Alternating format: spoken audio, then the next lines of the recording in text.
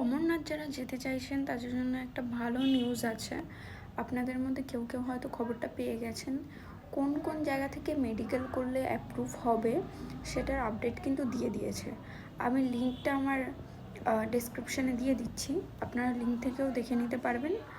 আর এটা কালকে থেকেই শুরু হয়ে গেছে, ঠিক আছে?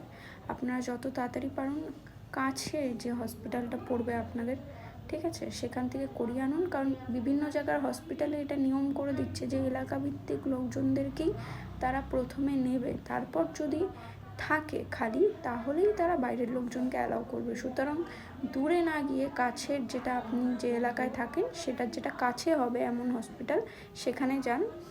আর গিয়ে ফটাফট করে এটা করে আনবেন।